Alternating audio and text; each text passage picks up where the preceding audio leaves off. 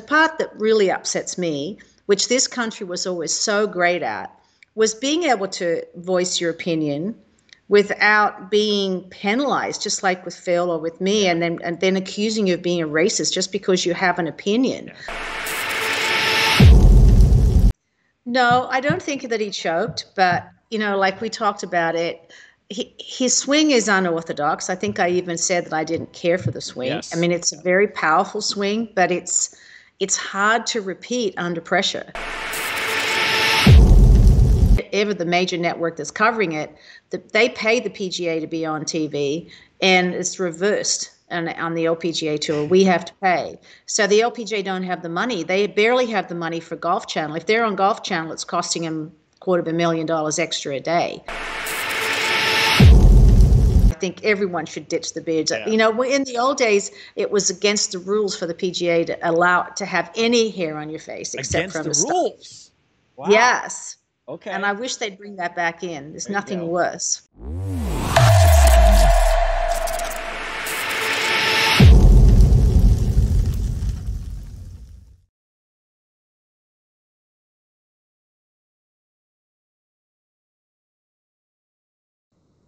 Okay, week 2 of our golf show on Prime Sports Network. Hope you enjoyed the first one. We talked a lot about Phil Mickelson last week, and also had an opportunity to go down, I guess, memory road, Jan, with the comparisons of, Phil's comments and the controversy in the media, and your comments from the old days. It really was the old days, wasn't it? Wasn't that like 30 years ago? It was a long time ago. Yeah, 20 years ago. Yeah. Yeah, because we had, what did we have? We had someone made a comment on the page, Justin Johnson, and he said, "Why not just require everyone to speak to the media at least 3 times a tournament rather than setting up a system to limit the number of Asian players? They probably can speak English but don't feel very comfortable doing it, so they try to avoid it." And what he also, I think he does a very good job of giving his point across. Where you lose us, Justin, is when you what did he say? He said, "You're a sad lady, Jan." I think he called you a sad lady. That is sad. He made these comments, by the way, 30 years ago. I don't think you were a sad lady 30 years ago. He would have called you a hot lady 30 years ago. You know how it is, right?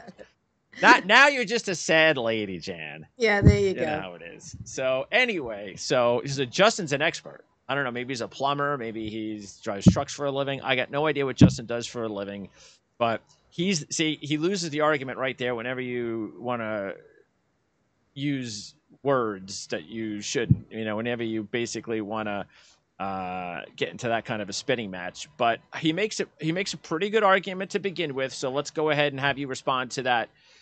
The good portion of his comment. Well, he is right that a lot of the players, I mean, they speak English, but it's uncomfortable for them to do that. I know I thought I spoke fluent French, but when I won the Canadian Open, and I had my speech worked out in French, but then they started interviewing me, and I just freaked out and started talking English because I was like, I'm going to get this wrong. So I understand their feelings, but the only good thing I can say is that when I made those comments, they then went ahead and hired a liaison from the Koreans and the Asians to teach them a lot of the customs of this country. And so even though it was a backhanded compliment that now they did that to help with interviews and help with showing some emotion, it's a lot of it's in their culture. It's hard to, they're so good at being able to repeat things over and over, and that's what's so great about their golf. They can practice for hours and hours.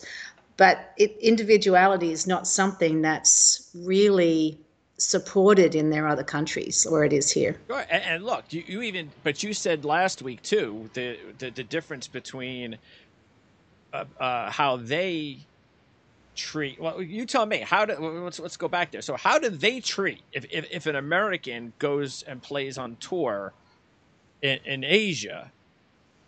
Do they get all sorts of carte blanche treatment? Are they treated like rock stars? Are they given all sorts of, things that we're not giving the Asians here in the United States? No, it's actually reverse of that. They control how many even play. Like we said the other last week, is that they only allow 6 Caucasians per event because they don't want them taking over. And in back when they started that rule, the Caucasians were like the huge majority of Sure. the best players. Now it's reversed, so they probably don't even have Yeah, they to don't worry care about about that that rule anymore. anymore. Yeah. But that's that again. That's the thing. It's always, you always get, no matter what in politics, or especially nowadays with the culture war we're going through. We always have to be the ones, America. We always have to be the ones that are the good guys. Yeah, Who cares what they do? But yeah, we have to set the precedent, and I get that. But don't if you don't agree with the way it's done, then you shouldn't. In my opinion, you shouldn't blame us or say that we're doing something wrong. Just say, okay, maybe you could be better than that, but don't. I wouldn't say that we're not doing it better than they are, because we are. We obviously are. So that's why right, they're all over here. That's right. why we're not playing over there. But the thing that I get upset about, and I'll tell you right now, and I don't care what sport it is, I don't like it. And I think, even does Hideki speak English? He Yeah, a does. little A bit, little bit. Okay. but he always has an interpreter. That's what I'm remembering. Here's the thing that I don't understand is that, okay, first few years, fine. But if you're now playing here or in a different country for 5, 10, 15 years, it's time to learn to speak a little bit of English, so you don't need the interpreter, because it just helps you. It's just better for your brand. It has nothing to do with racism or politics. It's just good for you. I'm sorry, I don't care what anybody says. You should speak the language, and I would think that if I decided to get a job in any other country in the world, that's the one thing that I would be doing on my off time, would be learning the language. Right. Yeah. I mean, Why is even that when so I hard to played Japan, understand? yeah, it was. I played Japan back in the '80s. I probably played there 2 or 3 times a year. But I had a Japanese little book. We didn't obviously have computers back then, but I knew how to count. I knew how to say how far is it. What I wanted to eat or drink, and every time I went there, I made sure that I picked up another 25 words. And that was only 3 times a year, let alone living over there. And because it is frustrating to have a translator, but the players do speak English. The part that really upsets me, which this country was always so great at, was being able to voice your opinion without being penalized, just like with Phil or with me, Yeah. and then accusing you of being a racist just because you have an opinion.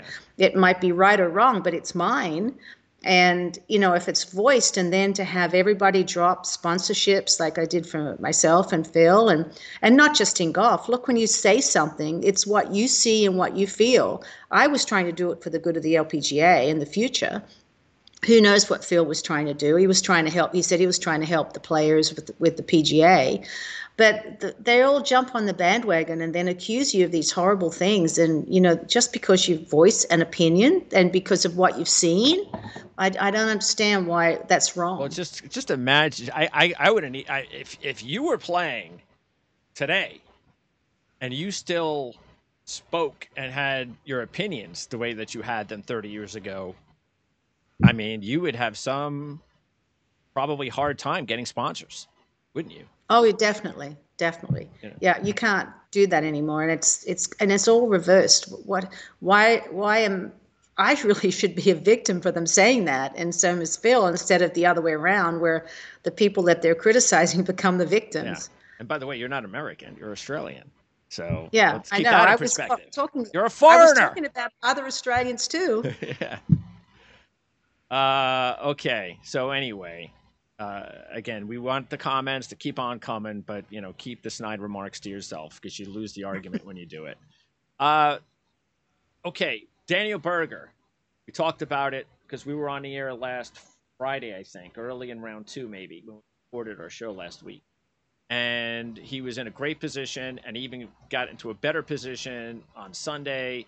And we talked about how long it had been since a player had come from past either first or second place to win going into the final round at the Honda Classic.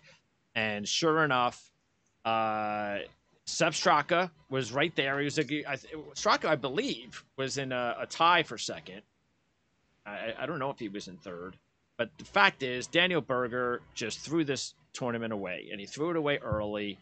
So it's easy for me. I don't play the game. It's easy for us analysts who've never played the game to sit there and go, he choked. He choked.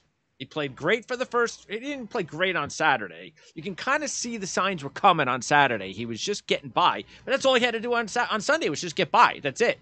So is that what he did? Do you believe that he just choked it away?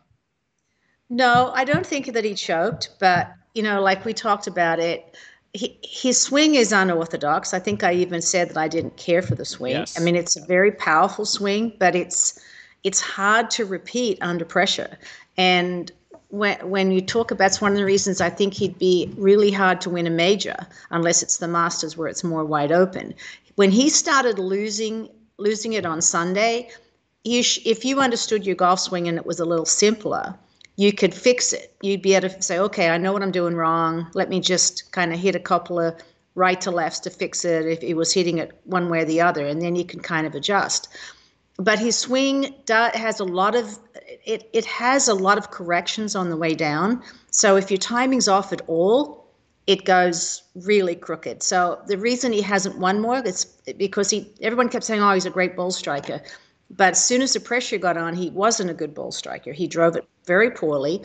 And I think what else happened, and I've been there when I've lost it, when I've had a big lead, not that big a lead, but when I'm 2 or 3 up and somebody gets hot, which Lowry did, and started right off on the first one. The first putt was so important because Lowry made it and then Berger missed. And that puts a little bit of, here it is, it's a 1-shot swing right away.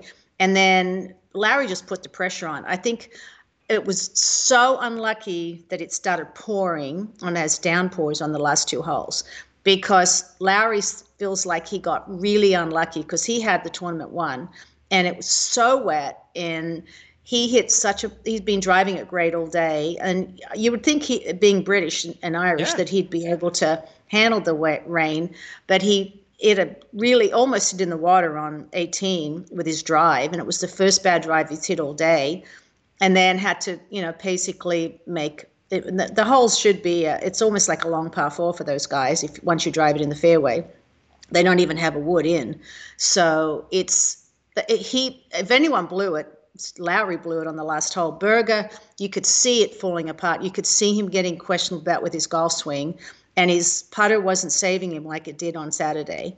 So, and Straka, to his credit, he birdied the last. He had to hit it, and it was raining, I think, when they played the last hole too. Great shot. He had an eagle putt, and he missed it by what, a foot? Yeah, he almost made it. So Straka was in the same conditions just about as Lowry, but he was able to persevere, and Austrian winning on the PGA Tour, which is great. And by the way, another Austrian is one of the favorites this week at the Puerto Rico Open. I have no idea why they're playing the Puerto Rico Open this week. Usually they play a Puerto Rico Open like a WGC event, or a major. Yeah. But I don't know. But anyway, Matthias Schwab, who's 163rd in the world, he's favored in that at 18-1. That just shows you how wide open that one is. But it's finally ringing. Right now the cell phone's ringing. We've had all sorts of problems with our cell phone today. Oh, I know. So Schwab, I saw him really first off in 2019 when he lost the playoff to Tyrrell Hatton in the Turkish Airlines Open, and he came so close to winning that, and he was up to about 80th in the world at the time. He's taken a step back, but he's playing more on the PGA Tour, which I think is great, but he's never won yet a big event. So let's keep an eye on Matthias Schwab as well, because I think Schwab has got higher talent than Straka, actually. But it's good to see a couple of Austrian players starting to pick things up, and it just makes it that much, as we talked about last week, that much more competitive. The PGA Tour needs more competition. Yeah. So, okay, now One more thing before we're going to get to Bay Hill to wrap up. One more thing on the LPGA Tour, and that is where is it? I don't understand. Where's the LPGA Tour? Are they playing? When is the first LPGA Tour event of the season? Well, they've already They've played. They already started. played. You see, I didn't even Yeah. know, and they've already played. Okay. Yeah, they've already played a couple events. They played. They started with Orlando, two events in Orlando and Ocala. So, and then they've had a few weeks off, and then I think they actually go to overseas now Okay. So, all to right. Singapore. The weeks off can't be good. That can't be good for this weeks off, because that to me it's like the comparison between NASCAR and IndyCar. IndyCar just opened their season on Sunday, and then they're playing again for 3 weeks. They're not racing again for 3 weeks. I mean, how do you get any Yeah. momentum with something like that? Yeah. And the same thing with the LPGA Tour. And I get it, but is there anything the LPGA Tour can do about that? Because when you played, did you play every week? Yeah, there was. Well, we had tournaments almost every week. I think we had. Um, I think I played 28 the first year, 28 out of 30 something the Wow. first year. Yeah, I played a lot when I was a rookie. So I was, obviously getting to know all these new towns and the courses, but there's not as many tournaments here. I feel it really is hard for a young American rookie because the hardest part is that they don't get to play overseas because they take the top 50 overseas. So I think the next tournament's in Singapore. So the top 50 from last year get to play. So then they automatically have this huge up on the money list when they come back to play in America. So it makes it really difficult to get your money up so you can be in the top 50 to get to play overseas for free. Okay. So if there was a couple of things that you could instantly do that you think could help the LPGA Tour attract more viewership and just become a better sport overall for the viewers, what would that be? You've got to get the media behind you. You've got to get media coverage. You got to, like when I first came over here in 74 and 75 and we had that new commissioner, he goes, we need to have a new image and you have to go meet potential sponsors and I'm going to have a press conference, once a month in New York and they're going to get to know you and you have to get to know the players. There's no question they're talented. They're fantastic golfers and you need to get to know them. People don't know who they are, and that's the hardest part. So you need media and you need marketing. And a lot of it has to do with the fact that quite a bit of the top players on the LPGA Tour are Asian. So we go back to that. And look, I'm okay with that if I'm at least reminded of it on a consistent basis so I can get to know who these people are more. And again, that's where speaking English comes in. I don't want to hear the translator. I hate translators. It just, translator there, I turn it off. Don't care about it because you're never going to get what the true meaning of the player is. So, but that's important. But definitely, and here's an easy fix too. And I don't know how they do this. I think it's easy, but that's me. Have the LPGA Tour event, and I don't care if you have to end your event at 2:30 or 3 o'clock on a Sunday, but have it leading up to the final round of the PGA Tour event. Have it right next to each other, so when before we turn on the final round or the third round of a PGA Tour event on the weekends, we're bleeding in from the LPGA Tour. Why is that so difficult? Well, it is. Well, the reason is that the sponsors would have to pay a lot of money to the CBS, and like we talked about last week, or whoever's ever the major network that's covering it, they pay the PGA to be on TV, and it's reversed. And on the LPGA Tour, we have to pay. So the LPGA don't have the money. They barely have the money for Golf Channel. If they're on Golf Channel, it's costing them $250,000 extra a day. So it's out of it's wrong. I mean, it should. You'd think that they talk about equity everywhere. Why don't they do that? But they don't. And is there any particular reason why why doesn't the PGA Tour work with the LPGA Tour? The PGA should own the LPGA, Absolutely. just like they own the Champions Tour. I mean, I've talked about that for years. In fact, we tried a few years ago, a long time ago now, probably 30 or 40 years ago, to do that, because the PGA has a lot of money and they could do that if they wanted, but they'd actually have to want to help. And the thing is, I like what Australia does. I think this is a brilliant idea. And that's very similar to what you're saying. When we play some of our majors in Australia, say the Victorian Open, they'll play them on the same course, and they'll play Same course. two men and one woman and then once and they might even play the women and the men play together, and they make the cut, and then there'll be women and men playing in the same groups, and it's so fun to watch. They get huge galleries, Okay, different tees, Time different out, time out. persons. So they're playing in the same group, but they're playing on different tours, They're playing different different tours, events. different tees. Yes. Wow, But everybody can get to watch a PGA player and an LPGA that's player. And great. what happened? And it's the same as in tennis, because sometimes, Billie Jean King said to do this years and years ago for us, because she said sometimes there'll be a big name in the tennis that can carry the men if no one knows who the men are playing. Sure. So you get to see both, and it's Yes. so fun. And in fact, the Victorian Open was on TV. No, the PGA was on television a few weeks ago on Golf Channel, and they had, I think Sue O won it, and they had the PGA and the LPGA, and they had one LPGA player and two PGA, depending on their scores. And it was so fun to watch, and because you could see the comparisons, and Absolutely. people got to see both. And I just don't understand why they don't do it here. Yep. Well, again, that would interfere with PGA Tour. Correct. Yeah. Well, we've been trying to see if we could do it with seniors, because the seniors would be a little more, the Champions Yeah. Tour would be a little more easier to do it, because used to have a mixed team championship, but we can't get enough they can't get sponsors, and the PGA are not going to share their You sponsors. mean the senior tour with the LPGA Tour? No, with the The LPGA LPGA seniors. seniors, and okay. Yeah, and do a team event like we used to have. We used to have a J.C. Penney Classic in Florida, and it was fun. Freddie and I won it one year. It was so much fun to play. And you did alternate shot one day and best ball the other, and it was really fun.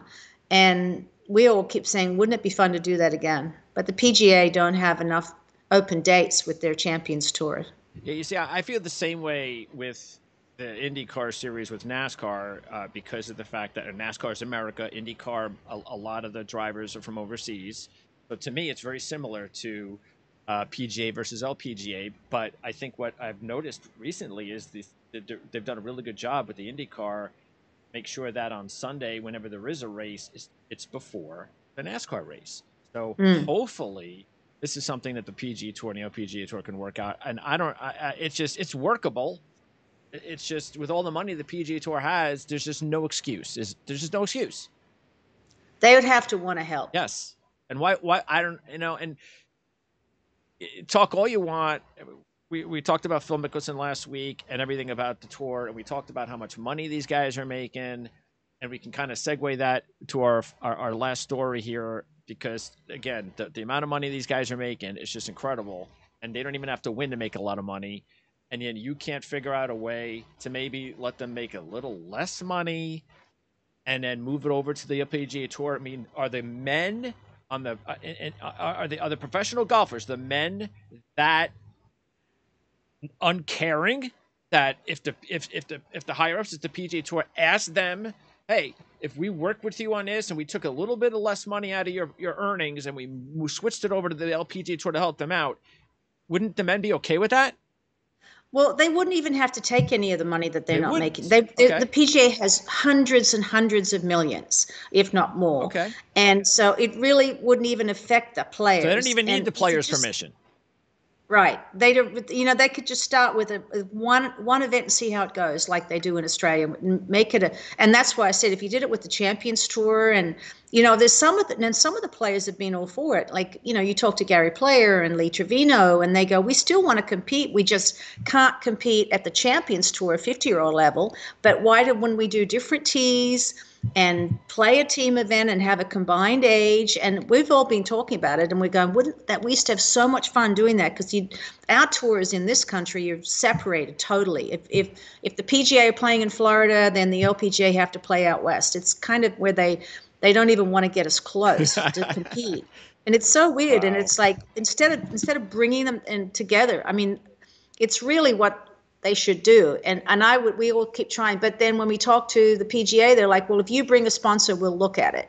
And it's like, they've got plenty of sponsors that they could say, we want you to be supportive of women. I don't know. To me, it would just be that it would be that much better for the sport. I don't see how it wouldn't be. I don't get it. I really don't. I don't. Well, and I have a lot of people always say we love to watch the women because we learn more from their swings. They hit it about the far as an average man, and yet they can score so low. I mean, that's one thing you have to say is that they had a regular LPGA event and with involved with the celebrity tour, and they all were hitting from the same tees, and the LPGA ran away with it. You know, those guys were 10 or 15 under more Wow. than the top celebrities who can hit it, can bomb it. Okay. So it is really be fun to watch. You know, if the LPGA or the players, whether it's seniors or Champions Tour, what they hit in Sure. compared to the men, and just see how much better they play. Now, do they? Not better, but how well they play. Now, when is the first major For the LPGA? LPGA, Because that's no longer the ANA, correct? right? That used to be the major, but they've moved it now. Okay, So what is that called now? I forget. When is that? Is that later this month? yeah, it should usually it's Oh, April. yeah, it's the 31st. Written on my calendar. I'm squinting over there. I'm getting old too. So, but yeah, it's the 31st. I see LPGA Tour in there, and I forget what it's called. I can't read my writing from here. But okay, well, we'll talk more about that when we get to it. Now, the big story we want to talk about, and I'm gonna pop up the video here, and we're gonna watch Rickie Fowler play while we talk about him. I've been talking about Rickie for the last year or so. And again, let's talk about the fact that I don't know anything. I'm not the golf expert. You are. I don't believe in coincidences. And I know that there's a couple of things that I noticed with Rickie's career that has happened since his game has gone to crap.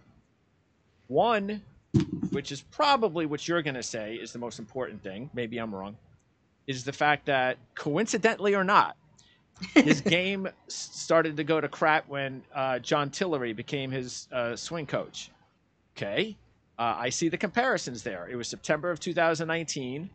And he actually was up to as high as, I believe, what was it? He was up as high as 22nd. No. He was 7th in March of that year, 2019, after a runner-up finish at the Honda Classic.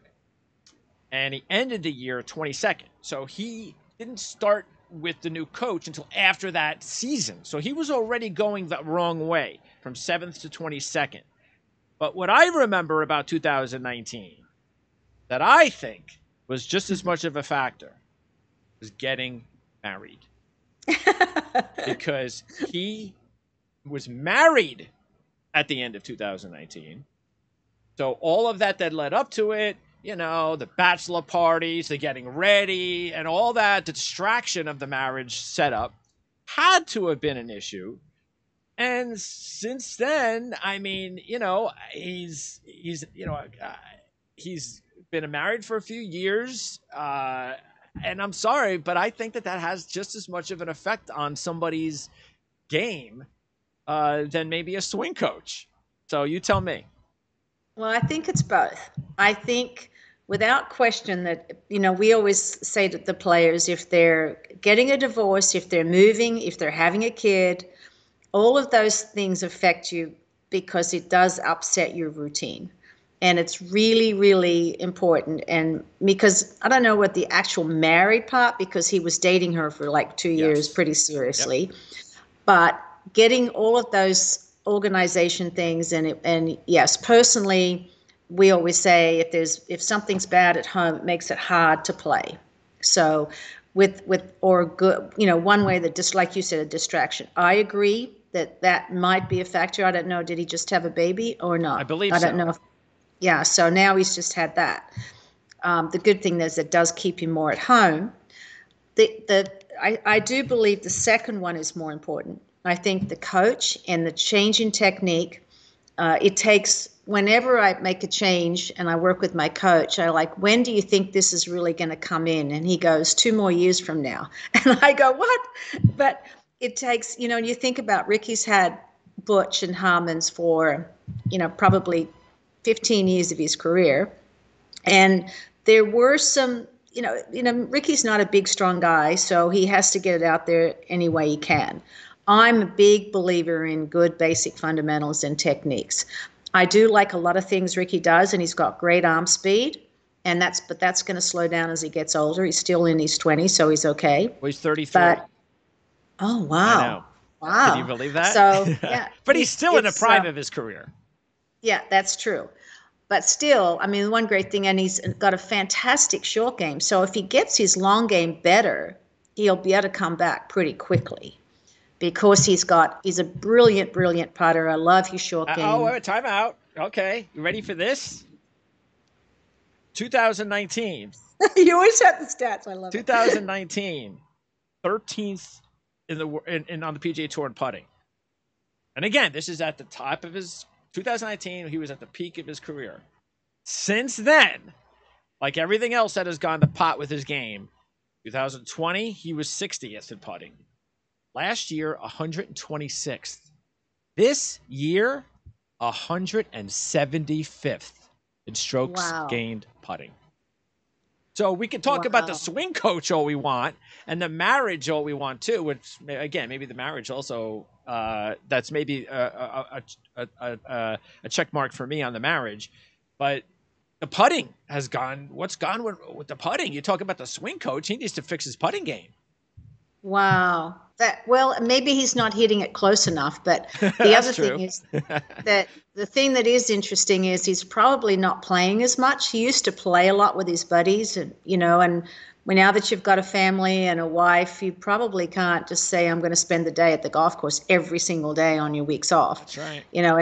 And because he played a lot, and not doing that really can affect your putting because your touch, and because he's got a beautiful putting stroke.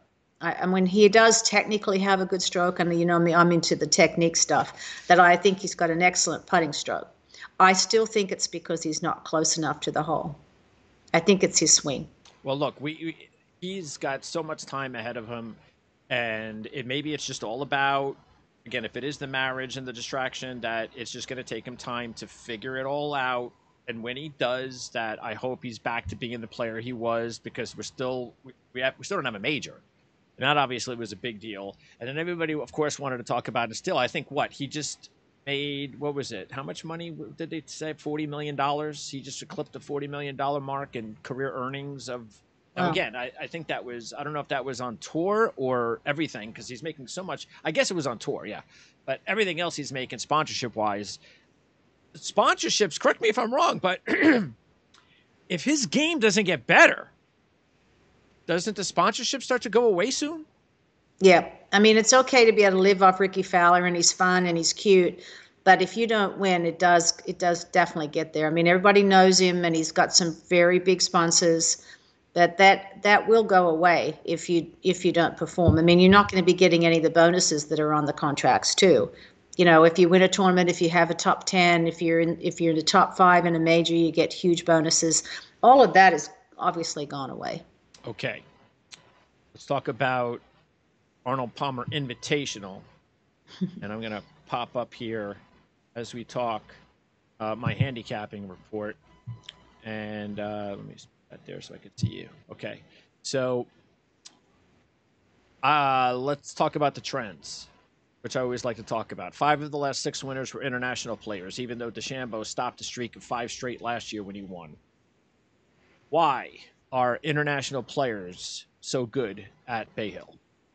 Well, there's 2 reasons why. Number one, the tournament has always been owned. I'm not sure if it is, but also now, but it was always owned and managed by International Management Group, which is an international sports management team group. So because Arnold always wanted an invitation, so he could invite players, because he was part of IMG, he was a part owner.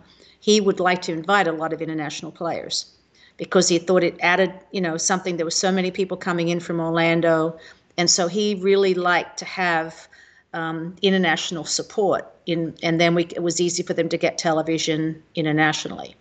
So he's always been one. He was always one to make sure that we had plenty of international players. Okay.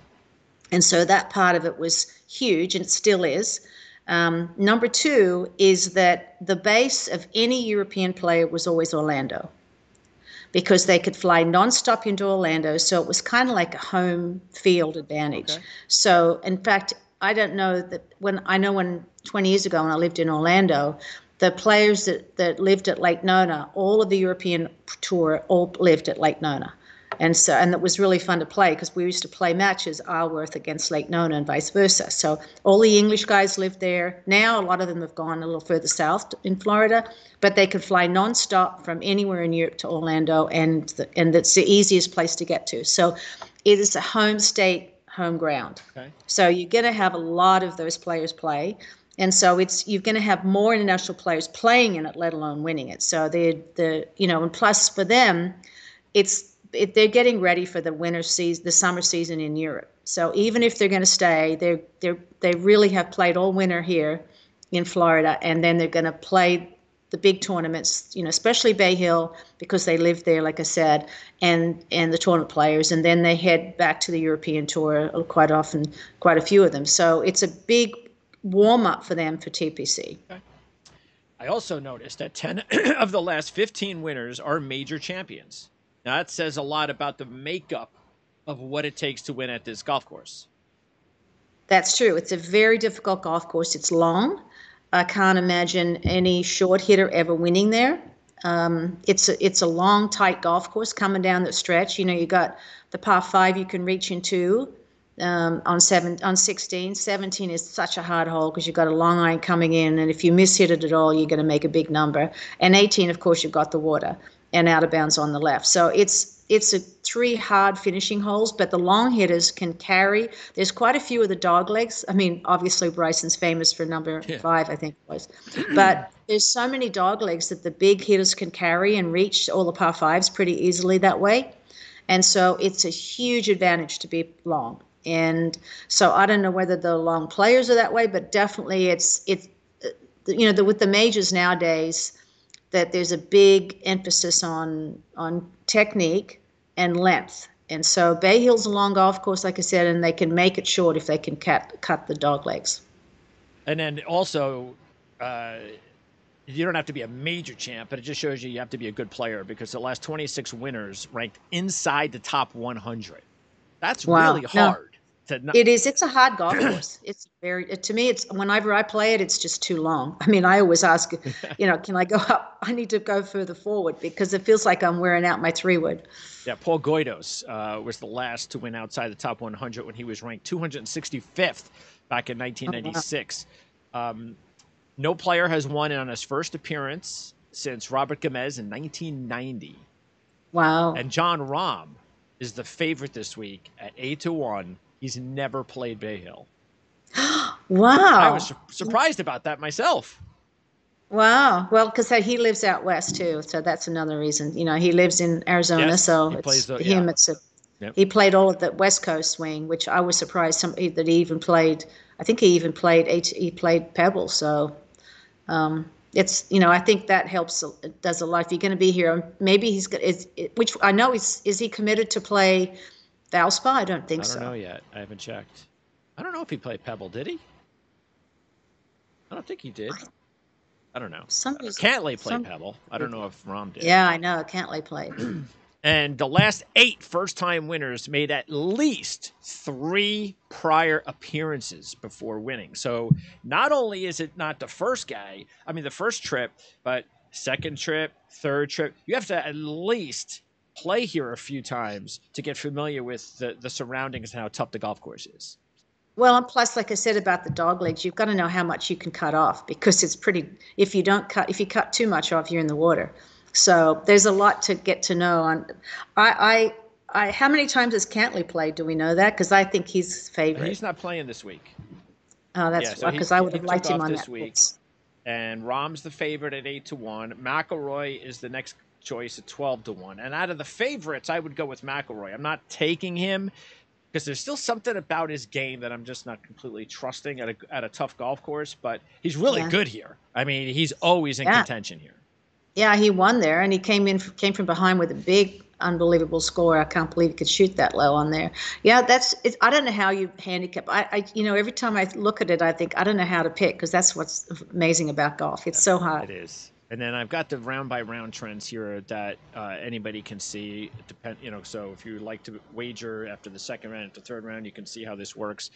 And the one thing that I noticed is that a couple things quickly. 23 of the last 24 winners started the final round in the top three, with only Francesco Molinari in 2019 starting outside the top three during that stretch, and he was 17th. So he made a big run in 2019, and he's not a heavy hitter either. So he was like one of those rare.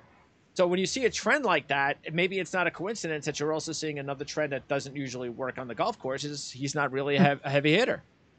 Yeah. So whatever works. Well, it depends a lot of, you never know. Was that the time that we had a lot of rain and then, or the other way around? Yeah. I mean, there's always something to do with weather too. Whether you had an early late and you got lucky on the tee times. When we played a lot, we'd go and they go, "What happened to you?" Well, the winner had early lates and they didn't get stuck in the rain delays, and and then the course was wet, and so it's favored a certain player. So there's a lot of little things like that, especially in the spring, because you never know what's going to happen with the weather. Zalatoris, I'm not picking, but I was thinking about it because of his power game, and he almost won a few weeks ago. Probably should have won. Yeah. Who was it? Luke List beat him out in California. That's right. So I would keep an eye on Zalatoris, even though he's not with my picks. But my top pick is going to be Matthew Fitzpatrick. Oh, wow. That's very interesting. I like the way this game is rounding into shape. 4 top 15s in his last 7. 3 of those top 10s, 1 top 5. He has, and that's at Bay Hill. So he's really good at Bay Hill. I remember he lost a playoff. Is he English? Excuse me? Is he English? Yes. Okay. So he's got that going for him. And I forget who he lost a playoff to. I don't know if it was Molinari. It might have been. But he lost a playoff, I believe, or he lost the lead late. One of those things. Anyway, that was his runner-up. And now, the way he's playing, he's got 4 top 10s over his last 7, including a runner-up at the DP World Tour Championship in Dubai that ended the 2021 season in Europe. And now he starts the PGA Tour season with consecutive top 10s. So wow. And that's the next thing, and his next step to be that type of player. He's got to win on the PGA Tour, and I think this is the perfect event for him to win because he's playing well. He's played well here before, and I think this is the perfect setup for him this week. Yeah, that's interesting. I'd have to see where he lives. Okay, it's a home game, and he's 30 I'm to 1. pretty sure if he's English, he's probably Florida. But yeah, I like Zalatoris too, though. Except the only thing is that those greens. The greens are fairly small. I guess he's a good enough chipper, but if he misses the greens, he's going to have to be able to make those putts. And, he's putting as much as he works on it. I heard he works on it for hours and hours and hours. And I just feel like somebody should be able to help him with his putting. Yeah, well, that's usually the case, isn't it? When you have a power player with all that talent, that's the next step. That was the same thing with maybe like Dustin Johnson. It's that next step. The power can only take you so far. Sooner or later, you have to chip. Sooner or later, you have to putt, and maybe he'll eventually get there. But he's got the talent, so yeah. But he hasn't won yet. It's sort of like Scotty Scheffler. Until he finally won at Phoenix a few weeks ago, it was like, come on, man, you're like in the top 20 in the world for the past couple of years. You haven't won yet. Yeah. Which is what I've been saying all along. It's like you have so many players who haven't won and they're ranked in the top 20 and they got all this money. So it was good for Scheffler. Yeah, and it'll happen with Zalatoris too. And by the way, Scheffler is playing this week as well. Okay, Adam Scott is my second pick this week. He has 6 top 35s and 11 appearances, 2 top 5s. And as far as his game, he has 3 top 10s in his last 4 events, including a 4th place finish the last time out at the Genesis Invitational. So I like the way his game is going. And again, you're talking about an Aussie, an international player. And I think Adam is getting close to winning again. I hope so, because he's such a nice guy. Maybe this is a good one for him because the rest of his game is so good. I think he should ditch the beard. Oh, I definitely should. No, I mean, I can't stand beards at any time. I think everyone should ditch the beards. Yeah. In the old days, it was against the rules for the PGA to allow to have any hair on your face except from the rules. Wow. Yes. Okay. And I wish they'd bring that back in. There's nothing worse. Yeah. Yeah. Adam's too good. And then when the men say, "Oh, but it's nice not to have to shave," well, then do that when you're off time. A couple of my other picks. I'm going to go with Keith Mitchell at 40-1. And maybe this is a little bit of a thing with his buddy, his college teammate, Sepp Straka, winning last week. But Mitchell has 2 top 10s in 3 appearances, Bay Hill. Oh, And wow. And he's playing well. he's And it playing was well. nice of him to stay and get soaking wet to wait. That was nice. Yeah. So maybe I hope he does. Actually, that would be a nice win. Billy Horschel is another one of my picks at 45-1. Now, here's a guy that does not have a top 10 at Bay Hill. And there are a few players that have won. I've never had top 10s before, but he's playing so well right now that I'm gonna ride. I think he's getting close to winning another big event. Anyway, but Billy is somebody that I think is more than capable. Of course, he also won those FedEx Cup events years ago that really started things for him. But that's why I think Billy he's overdue maybe for a really good win again. And Max Homa I also like at 45-1. 24th in 2020, 10th last year. And again, another player who has won on tough golf courses. He won at Riviera and he won at Wells Fargo. So I think Max Homa is the type of guy that might be able to put it together here. And my surprises are going to be Sergio at 66-1. Christian how do you pronounce his name? Bezudnut. I think that's how it is. Bezudnut. Anyway, he was really hot a year or so ago on a European tour, but he's got 2 top 20s and 2 appearances in 1 top 10 at Bay Hill. So, but Garcia is the one that I'm interested in. He's made 11 of 12 cuts at Bay Hill. He hasn't played there since 2013. He's got 6 top 10s and 12 appearances there, and he's playing really well. I don't know. I of all of the ones you've mentioned, I think Billy Horschel's my favorite because he lives in Orlando. And he's been playing there quite a bit. So I would think that this winter he played there. So I think he's maybe aiming for that one. And then one other guy I wanted to bring up was Tom Hoge because he is 90-1. And I think if he had a little bit more name recognition, he would be 40-1. He's playing so well right now. I agree. And he's got 2 top 30s and 3 appearances at Bay Hill, which is fine. But he's got 4 top 15s over his last 7 events, 3 top 5s, a runner-up, and a win. There's no way he should be 90-1. No, I agree. I agree. That's a good pick there too. You've done your homework. I agree with those. All right, so there are the picks. Again, Fitzpatrick, Scott, Horschel, Homa, Garcia. My alternates are Mitchell and Bezudnut. I think I've gotten that right now. Yeah. Now, I say it long enough. And that'll wrap it up. So, Jan, next week, what's next week? Next week is TPC. Oh, that's right. And you're going to be there. I'm going to be there. So, I'm going out there. I'm going to go watch on Tuesday. I'm going to take my camera and take a bunch of pictures of golf swings. And then Wednesday, I'm playing in a Pro-Am with Mark O'Mara and Nancy Lopez, one of the big sponsors for the Hall of Fame. And then we have the Hall of Fame induction on Wednesday night. Oh, that's right. And then I'm going to go watch them play on Thursday. So you're going to be busy, but we are going to try and get you on before the event starts. If not, we'll get you on Thursday, whatever is the easiest way to get you on, because you're going to be so busy. But we're going to try to also want to see what kind of setup you're going to be able to. I want to see something outdoors. Okay. All right. Let's see if we can get a nice little. Doesn't have to be the island green. But somewhere outdoors, Well, it may have to be on my cell phone then. Whatever we could do if it's working by then. To bring the TPC to life, that would be nice. Yeah. All right, okay. Jan, appreciate it as always. Great job, and we'll talk to you again next week. And have a great trip. And we'll now that we've gone from 1 hour to 45 minutes, I'll try to knock it down to 30 minutes next week. Okay. We're getting closer. Okay. Thanks, Greg. Thanks, Jan.